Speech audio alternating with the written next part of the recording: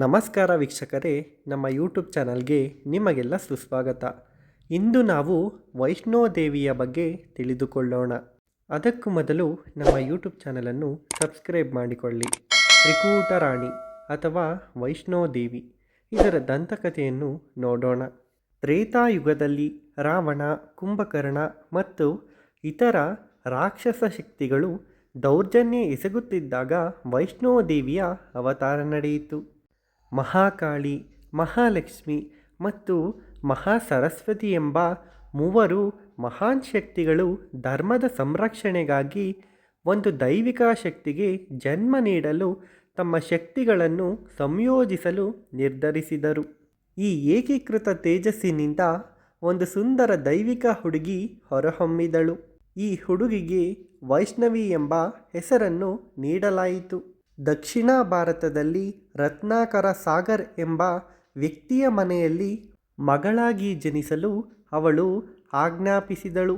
ರತ್ನಾಕರ ಸಾಗರ್ ಅವಳಿಗೆ ತ್ರಿಕೂಟ ಎಂಬ ಹೆಸರನ್ನು ಇಟ್ಟರು. ಅವಳ ಧ್ಯೇಯವನ್ನು ನಿರ್ದಿಷ್ಟವಾಗಿ ಭೂಮಿಯ ಮೇಲೆ ಧರ್ಮವನ್ನು ಎತ್ತಿ ಹಿಡಿಯುವುದು ಮತ್ತು ವಿಷ್ಣುವಿನ ಅವತಾರವಾದ ಭಗವಾನ್ ರಾಮನ ಪತ್ನಿ ಸೀತೆಯ ಸಂರಕ್ಷಣೆಗೆ ಸಹಾಯ ಮಾಡುವುದು ಎಂದು ವ್ಯಾಖ್ಯಾನಿಸಲಾಗಿದೆ. ಚಿಕ್ಕ ವಯಸ್ಸಿನಿಂದಲೂ ದೇವಿ ತ್ರಿಕೂಟ ತನ್ನ ದೈವಿಕ ಶಕ್ತಿಯನ್ನು ಪ್ರದರ್ಶಿಸಿದಳು. ಋಷಿಗಳು ಮತ್ತು ದೇವತೆಗಳನ್ನು ಆಕರ್ಷಿಸಿದಳು. ತನ್ನ ತಂದೆಯ ಅನುಮತಿಯೊಂದಿಗೆ ಅವಳು ಸಮುದ್ರ ತೀರದ ಏಕಾಂತ ಪ್ರದೇಶಕ್ಕೆ ಸ್ಥಳಾಂತರಗೊಂಡಳು. ಭಗವಾನ್ ರಾಮನ ಮೇಲೆ ಮಾತ್ರ ಕೇಂದ್ರೀಕರಿಸಿ ತೀವ್ರ ತಪಸ್ಸು ಮಾಡಿದಳು. ರಾವಣನನ್ನು ಬೆನ್ನಟ್ಟುವಾಗ ಭಗವಾನ್ ರಾಮನು ತನ್ನ ವಾನರ ಸೈನ್ಯದೊಂದಿಗೆ ಸಮುದ್ರ ತೀರವನ್ನು ತಲುಪಿದಾಗ ಆ ಯುವತಿಯು ಆಳವಾದ ಧ್ಯಾನದಲ್ಲಿ ಮುಳುಗಿರುವುದನ್ನು ಅವನು ನೋಡಿದನು. ಅವಳ ತಪಸ್ಸಿನ ಉದ್ದೇಶದ ಬಗ್ಗೆ ಪ್ರಶ್ನಿಸಿದಾಗ ತ್ರಿಕೂಟಳು ತನ್ನನ್ನು ರತ್ನಾಕರ ಸಾಗರನ ಮಗಳೆಂದು ಪರಿಚಯಿಸಿಕೊಂಡಳು ಮತ್ತು ರಾಮನನ್ನು ತನ್ನ ಪತಿಯಾಗಿ ಪಡೆಯುವ ದೃಢ ನಿರ್ಧಾರವನ್ನು ಹೇಳಿದಳು. ಆ ಅವತಾರದಲ್ಲಿ ಏಕಪತ್ನಿತ್ವದ ಪ್ರತಿಜ್ಞೆ ಮಾಡಿದ ರಾಮನು ಒಂದು ಷರತ್ತನ್ನು ವಿಧಿಸಿದರು. ರಾವಣನನ್ನು ಸೋಲಿಸಿದ ನಂತರ ಬದಲಾದ ವೇಷದಲ್ಲಿ ಅವಳ ಗುಡಿಸಲಿಗೆ ಹಿಂತಿರುಗುತ್ತೇನೆ ಮತ್ತು ಅವಳು ನನ್ನನ್ನು ಗುರುತಿಸಿದರೆ ನಾನು ಅವಳನ್ನು ಸ್ವೀಕರಿಸುತ್ತೇನೆ ಎಂದು ಅವರು ಭರವಸೆಯನ್ನು ನೀಡಿದರು. ಲಂಕವನ್ನು ವಶಪಡಿಸಿಕೊಂಡ ನಂತರ ರಾಮನು ವೃದ್ಧ ಸಾಧುವಿನ ವೇಷದಲ್ಲಿ ಹಿಂತಿರುಗಿದಾಗ ತ್ರಿಕೂಟಳು ಅವನನ್ನು ಗುರುತಿಸಲು ವಿಫಲಳಾದಳು. ತನ್ನ ನಿಜವಾದ ಗುರುತನ್ನು ಅರಿತುಕೊಂಡ ತ್ರಿಕೂಟಳು ದಿಗ್ಭ್ರಮೆಗೊಂಡಳು. ಆದರೆ ರಾಮನು ಅವಳಿಗೆ ಸಾಂತ್ವನ ಮತ್ತು ಭರವಸೆ ನೀಡಿದನು. ತ್ರಿದೇವಿ ವಾಸಿಸುವ ಉತ್ತರ ಭಾರತದ ತ್ರಿಕೂಟ ಪರ್ವತದಲ್ಲಿರುವ ಸುಂದರವಾದ ಗುಹೆಗೆ ಪ್ರಯಾಣಿಸಲು ಮತ್ತು ತಪಸ್ಸಿನಲ್ಲಿ ಮುಳುಗಲು ಅವಳಿಗೆ ರಾಮದೇವರು ಸೂಚಿಸಿದರು. ಮುಂಬರುವ ಕಲಿಯುಗದಲ್ಲಿ ತನ್ನ ಕಲ್ಕಿ ಅವತಾರವನ್ನು ತೆಗೆದುಕೊಂಡಾಗ ಅವಳು ತನ್ನ ಸಂಗಾತಿಯಾಗುತ್ತಾಳೆ ಎಂದು ರಾಮನು ಭರವಸೆ ನೀಡಿದನು. ಅವಳು ಅಲ್ಲಿ ಅಮರಳಾಗುತ್ತಾಳೆ ಮತ್ತು ಧೈರ್ಯಶಾಲಿ ಲಂಗೂರ್ ಯೋಧರು ಅವಳ ರಕ್ಷಣೆಗಾಗಿ ನಿಲ್ಲುತ್ತಾರೆ. ಅವಳ ವೈಭವವು ಅಂತಿಮವಾಗಿ ಪ್ರಪಂಚದಾದ್ಯಂತ ಹರಡುತ್ತದೆ ಮತ್ತು ಅವಳು ವೈಷ್ಣೋದೇವಿ ಎಂದು ಪ್ರಸಿದ್ಧಳಾಗುತ್ತಾಳೆ. ಸುಮಾರು 700 ವರ್ಷಗಳ ಹಿಂದೆ ಭಕ್ತ ಶ್ರೀಧರ್ ಕತ್ರದಿಂದ ಸುಮಾರು 2 ಕಿಲೋಮೀಟರ್ ದೂರದಲ್ಲಿರುವ ಹಂಸಲಿ ಗ್ರಾಮದಲ್ಲಿ ವಾಸಿಸುತ್ತಿದ್ದರು. ಶ್ರೀಧರ್ ಮಹಾದೇವಿಯ ಭಕ್ತರಾಗಿದ್ದರು ಮತ್ತು ವಾಡಿಕೆಯಂತೆ ಕನ್ಯಾ ಪೂಜೆಯನ್ನು ಮಾಡುತ್ತಿದ್ದರು. ಮಕ್ಕಳಿಲ್ಲದ ಕಾರಣ ದುಃಖಿತನಾದ ಅವನು ಅಂಬಿಕಾಳ ಮೇಲಿನ ಭಕ್ತಿಯನ್ನು ತೀವ್ರಗೊಳಿಸಿದನು. ಮಹಾದೇವಿಯೇ ತನ್ನ ಮನೆಗೆ ಬಂದು ಊಟ ಹಾಕುವವರೆಗೂ ಉಪವಾಸ ಮಾಡುವುದಾಗಿ ಕಟ್ಟುನಿಟ್ಟಿನ ಪ್ರತಿಜ್ಞೆ ಮಾಡಿದನು. ಅವನ ಅಚಲ ನಂಬಿಕೆಯಿಂದ ಪ್ರಭಾವಿತಳಾದ ಮಾತಾ ವೈಷ್ಣೋದೇವಿ ಯುವ ದೈವಿಕ ಹುಡುಗಿಯ ರೂಪದಲ್ಲಿ ಅವನ ಮುಂದೆ ಕಾಣಿಸಿಕೊಂಡಳು. ಆ ಹುಡುಗಿ ಶ್ರೀಧರನಿಗೆ ಮರುದಿನ ಮಹಾಭಂಡಾರವನ್ನು ಆಯೋಜಿಸಲು ಮತ್ತು ಅವನ ಹಳ್ಳಿ ಹಾಗೂ ಹತ್ತಿರದ ಪ್ರದೇಶಗಳಿಂದ ಜನರನ್ನು ಆಹ್ವಾನಿಸಲು ಸೂಚಿಸಿದಳು. ಆಮಂತ್ರಣಗಳನ್ನು ವಿತರಿಸುವಾಗ ಶ್ರೀಧರನು ತಪಸ್ವಿ ಗುರು ಗೋರಖನಾಥ ಮತ್ತು ಭೈರವನಾಥ ಸೇರಿದಂತೆ ಅವರ ಶಿಷ್ಯರನ್ನು ಭೇಟಿಯಾದನು. ಒಬ್ಬ ಯುವತಿಯ ಸಲಹೆಯ ಮೇರೆಗೆ ಬಡಬ್ರಾಹ್ಮಣನು ಆಯೋಜಿಸಿದ್ದ ಭವ್ಯ ಔತಣದ ಬಗ್ಗೆ ಕೇಳಿದ ಗೋರಖನಾಥರು ಶ್ರೀಧರನು ತನ್ನನ್ನು ಮತ್ತು ತನ್ನ 360 ಶಿಷ್ಯರನ್ನು ಆಹ್ವಾನಿಸುವುದರಲ್ಲಿ ತಪ್ಪಾಗಿರಬೇಕು ಎಂದು ತಿರಸ್ಕಾರದಿಂದ ಹೇಳಿದರು. ಹಾಗಾಗಿಯೂ ಗೋರಖನಾಥ ಮತ್ತು ಭೈರವನಾಥರು ಹಾಜರಾಗಲು ಒಪ್ಪಿಕೊಂಡರು.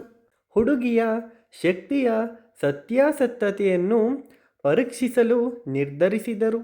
ಆ ದಿನ ಬಂದಾಗ ಒಂದು ದೊಡ್ಡ ಜನಸಮೂಹವೇ ಸೇರಿತ್ತು ಮತ್ತು ದೈವಿಕ ಹುಡುಗಿ ಗೋರಖನಾಥ ಮತ್ತು ಅವರ 62 ಅನುಯಾಯಿಗಳು ಸೇರಿದಂತೆ ಎಲ್ಲರಿಗೂ ಸಣ್ಣ ಗುಡಿಸಲಿನಲ್ಲಿ ಆರಾಮವಾಗಿ ಕುಳಿತುಕೊಳ್ಳಲು ವ್ಯವಸ್ಥೆ ಮಾಡಿದಳು. ಪವಾಡದ ಪಾತ್ರೆಯನ್ನು ಬಳಸಿ ಹುಡುಗಿ ಪ್ರತಿಯೊಬ್ಬ ಅತಿಥಿಯ ನಿರ್ದಿಷ್ಟ ಆಸೆಯನ್ನು ಪೂರೈಸುವ ಆಹಾರವನ್ನು ಬಡಿಸಲು ಪ್ರಾರಂಭಿಸಿದಳು. ಭೈರವನಾಥನಿಗೆ ಆ ಹುಡುಗಿ ಆದಿಶಕ್ತಿಯ ಅಭಿವ್ಯಕ್ತಿ ಎಂದು ಅವರಿಗೆ ಅರಿವಾಯಿತು. ಆ ಹುಡುಗಿ ತನ್ನ ಬಳಿಗೆ ಬಂದಾಗ ಅವಳನ್ನು ಪರೀಕ್ಷಿಸಲು ಉದ್ದೇಶಿಸಿ ಅಶುದ್ಧ ಬಯಕೆಯಿಂದ ಬಳಲುತ್ತಿದ್ದ ಭೈರವನಾಥನು ಮಾಂಸ ಮತ್ತು ದ್ರಾಕ್ಷಾರಸವನ್ನು ಬೇಡಿದನು. ಹಾಗಾಗಿಯೂ ಹುಡುಗಿ ಇದು ಬ್ರಾಹ್ಮಣರ ವೈಷ್ಣವ ಭಂಡಾರ ಮತ್ತು ಸಸ್ಯಾಹಾರಿ ಆಹಾರವನ್ನು ಮಾತ್ರ ಬಡಿಸಲಾಗುತ್ತದೆ ಎಂದು ದೃಢವಾಗಿ ಹೇಳಿದಳು.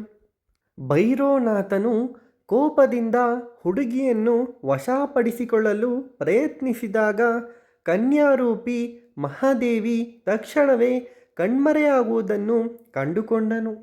ಭೈರವನಾಥನು ತಕ್ಷಣವೇ ಅವಳನ್ನು ತ್ರಿಕೂಟ ಪರ್ವತದ ಮೇಲೆ ಹಿಂಬಾಲಿಸಲು ಪ್ರಾರಂಭಿಸಿದನು.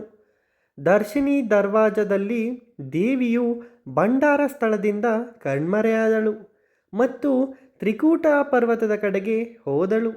ಇದು ತ್ರಿಕೂಟ ಪರ್ವತದ ಮೊದಲ ದ್ವಾರವೆಂದು ಪರಿಗಣಿಸಲಾಗಿದೆ ಹಾಗೂ ಕತ್ರದಿಂದ ಸುಮಾರು 1 ಕಿಲೋಮೀಟರ್ ದೂರದಲ್ಲಿದೆ. ಅವಳು ವೀರ ಹನುಮನನ್ನು ಆಹ್ವಾನಿಸಿದಳು. ದೇವಿಯು ತನ್ನ ಮಾರ್ಗವನ್ನು ಮುಂದುವರಿಸುತ್ತಿದ್ದಂತೆ ಅವಳ ಸೇವಕ ವೀರ ಹನುಮಾನಿಗೆ ಬಾಯಾರಿಕೆಯಾಯಿತು. ತನ್ನ ಬಾಯಾರಿಕೆಯನ್ನು ನೀಗಿಸಲು ದೇವಿಯು ಬಾಣದಿಂದ ಬಂಡೆಗಳನ್ನು ಹೊಡೆದಳು. ಇದರಿಂದಾಗಿ ಗಂಗಾ ಎಂದು ಕರೆಯಲ್ಪಡುವ ಒಂದು ನದಿಯು ಹೊರಡಿತು. ಅವಳು ತನ್ನ ಕೂದಲನ್ನು ಈ ನೀರಿನಲ್ಲಿ ತೊಳೆದು ಬಾನಗಂಗಾ ಎಂಬ ಹೆಸರು ಬರಲು ಕಾರಣಳಾದಳು. ಈ ಪವಿತ್ರ ಸ್ಥಳವು ದರ್ಶಿನಿ ದರ್ವಾಜದಿಂದ ಸುಮಾರು 2 ಕಿಲೋಮೀಟರ್ ದೂರದಲ್ಲಿದೆ. ಅದರ ನಂತರ ಮಹಾದೇವಿ ವೈಷ್ಣವಿ ಸ್ವಲ್ಪ ಹೊತ್ತು ನಿಂತು ಭೈರವನಾಥ ಇನ್ನೂ ತನ್ನನ್ನು ಹಿಂಬಾಲಿಸುತ್ತಿದ್ದಾನೆಯೇ ಎಂದು ನೋಡಲು ಹಿಂದಿರುಗಿ ನೋಡಿದಳು. ಅವಳು ನಿಂತಿದ್ದ ಬಂಡೆಯ ಮೇಲೆ ಅವಳ ಹೆಜ್ಜೆ ಗುರುತುಗಳು ಅಚ್ಚೊತ್ತಿದ್ದವು. ಆದ್ದರಿಂದ ಅದಕ್ಕೆ ಚರಣ್ ಪಾದುಕ ಎಂದು ಹೆಸರಿಸಲಾಯಿತು. ಇದನ್ನು ತೀರ್ಥಯಾತ್ರೆಯ ಮಾರ್ಗದಲ್ಲಿ 2ನೇ ವಿಶ್ರಾಂತಿ ಸ್ಥಳವೆಂದು ಪರಿಗಣಿಸಲಾಗಿದೆ. ದೇವಿಯು ಚರಣ್ ಪಾದುಕದಿಂದ ಸಾಕಷ್ಟು ದೂರ ಪ್ರಯಾಣಿಸಿ ಗುಹೆಯ ಬಳಿ ನಿಲ್ಲಿಸಿದಳು. ಕುಳಿತಿದ್ದ ತಪಸ್ವಿಯೊಬ್ಬರು ತನ್ನ ಉಪಸ್ಥಿತಿಯನ್ನು ಬಹಿರಂಗಪಡಿಸಬಾರದೆಂದು ಕೇಳಿಕೊಂಡರು. ನಂತರ ದೇವಿಯು ಗುಹೆಯೊಳಗೆ ಆಶ್ರಯ ಪಡೆದರು. 9 ತಿಂಗಳ ಕಾಲ ಅಲ್ಲಿ ಧ್ಯಾನ ಮಾಡಿದರು. ಇದು ಮಗು ಗರ್ಭದಲ್ಲಿ ಕಳೆಯುವ ಸಮಯವನ್ನು ಸಂಕೇತಿಸುತ್ತದೆ. ಭೈರವನಾಥನು ಸ್ಥಳವನ್ನು ತಲುಪಿ ತಪಸ್ವಿಯನ್ನು ಪ್ರಶ್ನಿಸಿದಾಗ ಆ ಹುಡುಗಿ ಮಹಾಶಕ್ತಿ ಆದಿಕುಮಾರಿ ಎಂದು ತಪಸ್ವಿ ಬಹಿರಂಗಪಡಿಸಿದರು. ಅವರು ಸೃಷ್ಟಿಯಿಂದಲೂ ಶಾಶ್ವತ ಬ್ರಹ್ಮಚಾರ್ಯದ ಪ್ರತಿಜ್ಞೆಯನ್ನು ಪಾಲಿಸುತ್ತಿದ್ದರು. ಭೈರವನಾಥನು ಬಲವಂತವಾಗಿ ಗುಹೆಯನ್ನು ಪ್ರವೇಶಿಸಿದಾಗ ದೇವಿ ತನ್ನ ತ್ರಿಶೂಲದಿಂದ ಹಿಂಭಾಗದ ಗೋಡೆಗೆ ಬಡಿದು ನಿರ್ಗಮನವನ್ನು ಸೃಷ್ಟಿಸಿ ತನ್ನ ಪ್ರಯಾಣವನ್ನು ಮುಂದುವರೆಸಿದಳು. ಹತಿಮಠವು ಆನೆಯ ಲಂಬವಾದ ಹಣೆಯಂತಹ ಕಡಿದಾದ ಆರೋಹಣಕ್ಕೆ ಹೆಸರುವಾಸಿಯಾಗಿದೆ. ಇದು ಆದಿಕುವರಿಯಿಂದ 2.5 ಕಿಲೋಮೀಟರ್ ದೂರದಲ್ಲಿದೆ. ನಂತರ ಪ್ರಯಾಣಿಕರು ಪ್ರಮುಖ ವಿಶ್ರಾಂತಿ ಸ್ಥಳವಾದ ಸಾಂಜಿಚೆತ್ಗೆ ತೆರಳುತ್ತಾರೆ. ದೇವಿ ಕನ್ಯಾ ನದಿಯ ಮೇಲಿನ ಸುಂದರವಾದ ಗುಹೆಯನ್ನು ತಲುಪುವವರೆಗೆ ಅನ್ವೇಷಣೆ ಮುಂದುವರಿಸಲಾಯಿತು. ತ್ರಿಕುಟ ಪರ್ವತ ಪ್ರವೇಶ ದ್ವಾರವನ್ನು ಕಾಯುವ ಮತ್ತು ಭೈರವನಾಥನು ಪ್ರವೇಶಿಸದಂತೆ ತಡೆಯಲು ಅವಳು ತನ್ನ ಯೋಧ ಲಂಗೂರ್ ವೀರರನ್ನು ನೇಮಿಸಿದಳು. ಭೈರವನಾಥನು ಎಚ್ಚರಿಕೆಯನ್ನು ನಿರ್ಲಕ್ಷಿಸಿ ದೇವಿಯನ್ನು ಗುಹೆಯೊಳಗೆ ಹಿಂಬಾಲಿಸಲು ಪ್ರಯತ್ನಿಸಿದಾಗ ಲಂಗೂರ್ ವೀರರೊಂದಿಗೆ ಭೀಕರ ಯುದ್ಧ ನಡೆಯಿತು. ಲಂಗೂರ್ಗಳು ತತ್ತರಿಸಲಾರಂಭಿಸಿದಾಗ ಮಾತೃದೇವಿಯು ತನ್ನ ಚಂಡಿಯ ಉಗ್ರರೂಪವನ್ನು ಧರಿಸಿ ಭೈರವನಾಥನನ್ನು ಹೊಡೆದು ಅವನ ಸಾವಿಗೆ ಕಾರಣಳಾದಳು. ಭೈರವನ ತಲೆಯಿಲ್ಲದ ದೇಹವು ಗುಹೆಯ ಬಳಿ ಬಿದ್ದಿತು. ಆದರೆ ಕತ್ತರಿಸಿದ ತಲೆಯು ಕಣಿವೆಯಲ್ಲಿ ಬಹಳ ಕೆಳಗೆ ಬಿದ್ದಿತ್ತು. ಇದನ್ನು ಈಗ ಭೈರವ ಘಾಟ್ ಎಂದು ಕರೆಯಲಾಗುತ್ತದೆ. ಅವನ ತಲೆಯು ದೇಹದಿಂದ ಬೇರ್ಪಟ್ಟಾಗ ಭೈರವನಾಥನು ತನ್ನ ಕಾರ್ಯಗಳಿಗೆ ವಿಷಾದಿಸಿದನು ಮತ್ತು ಮುಂಬರುವ ಯುಗವು ತನ್ನನ್ನು ಪಾಪಿಯಾಗಿ ನೋಡುತ್ತದೆಯೇ ಎಂದು ಚಿಂತಕನಾಗಿ ಶಕ್ತಿಯನ್ನು ಕ್ಷಮೆಗಾಗಿ ಪದೇ ಪದೇ ಬೇಡಿಕೊಂಡನು. ಅವನು ತನ್ನನ್ನು ಎಂದು ಪದೇ ಪದೇ ಕರೆಯುತ್ತಿದ್ದನ್ನು ಕೇಳಿ ದೇವಿಯು ಅವನಿಗೆ ಒಂದು ದೈವಿಕ ವರವನ್ನು ನೀಡಿದಳು. ನನ್ನ ಪೂಜೆಯ ನಂತರ ನಿನ್ನ ಪೂಜೆಯೂ ಆಗುತ್ತದೆ. ನನ್ನ ಭಕ್ತರು ನನ್ನ ದರ್ಶನ ಪಡೆದ ನಂತರ ನಿನ್ನ ದೇಗುಲಕ್ಕೆ ಭೇಟಿ ನೀಡಿದಾಗ ಮಾತ್ರ ಅವರ ತೀರ್ಥಯಾತ್ರೆ ಸಂಪೂರ್ಣ ಮತ್ತು ಯಶಸ್ವಿ ಎಂದು ಪರಿಗಣಿಸಲಾಗುತ್ತದೆ ಎಂದಳು. ಈ ಭರವಸೆಯು ಅವನ ಮೋಕ್ಷವನ್ನು ಖಚಿತಪಡಿಸುತ್ತದೆ.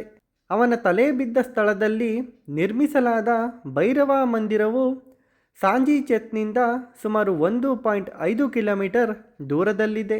ಮುಖಾಮುಖಿಯ ನಂತರ ದೈವಿಕ ಹುಡುಗಿ ಕಣ್ಮೆರೆಯಾದ ನಂತರ ಭಕ್ತ ಶ್ರೀಧರ್ ಎದೆಗುಂದಿದರು ಮತ್ತು ಆಹಾರ ಹಾಗೂ ನೀರನ್ನು ತ್ಯಜಿಸಿದರು. ನಂತರ ಮಾತಾ ವೈಷ್ಣೋದೇವಿ ಅವನಿಗೆ ಸಂಪೂರ್ಣ ಪ್ರಯಾಣ ಮತ್ತು ವಾಸಸ್ಥಾನದ ಸ್ಥಳದ ದರ್ಶನ ದಯಪಾಲಿಸಿದರು. ಅವನ ಕನಸಿನಲ್ಲಿ ತೋರಿಸಿದ ನಿರ್ದೇಶನಗಳನ್ನು ಅನುಸರಿಸಿ ಶ್ರೀಧರ್ ಅಂತಿಮವಾಗಿ ಪವಿತ್ರ ಗುಹೆಯನ್ನು ಕಂಡುಕೊಂಡರು.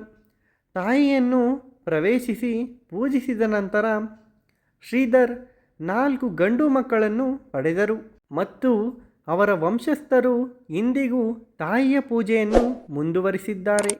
ಈ ದೇವಾಲಯವು ಭೈರವ ಮಂದಿರದಿಂದ ಸುಮಾರು 2.5 ಕಿಲೋಮೀಟರ್ ದೂರದಲ್ಲಿರುವ ತ್ರಿಕೂಟ ಪರ್ವತದಲ್ಲಿದೆ ಮತ್ತು ಸಮುದ್ರ ಮಟ್ಟದಿಂದ 5200 ಅಡಿ ಎತ್ತರದಲ್ಲಿದೆ. ಪವಿತ್ರ ಗುಹೆಯ ಒಳಗಡೆ ಭಕ್ತರು ಪಿನಿಡ್ಗಳು ಎಂದು ಕರೆಯಲ್ಪಡುವ 3 ನೈಸರ್ಗಿಕ ಶಿಲಾರಚನೆಗಳ ರೂಪದಲ್ಲಿ ಮಾತಾ ವೈಷ್ಣೋದೇವಿಯ ಪವಿತ್ರ ದರ್ಶನವನ್ನು ಪಡೆಯುತ್ತಾರೆ.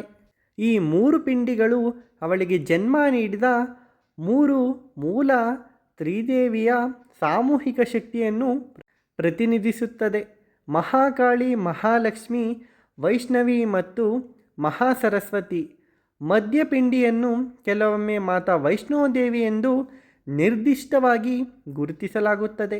ಇದು ಮಹಾಲಕ್ಷ್ಮಿ ಅಥವಾ ವಿಷ್ಣುವಿನ ಶಕ್ತಿಯ ರೂಪವಾಗಿ ಅವಳ ಮೂಲವನ್ನು ಪ್ರತಿಬಿಂಬಿಸುತ್ತದೆ. ಚರಣ್ಗಂಗಾ ಎಂದು ಕರೆಯಲ್ಪಡುವ ನೀರಿನ ಹರಿವು ಗುಹೆಯೊಳಗೆ ದೇವಿಯ ಪಾದಗಳ ಬಳಿ ಹರಿಯುತ್ತದೆ.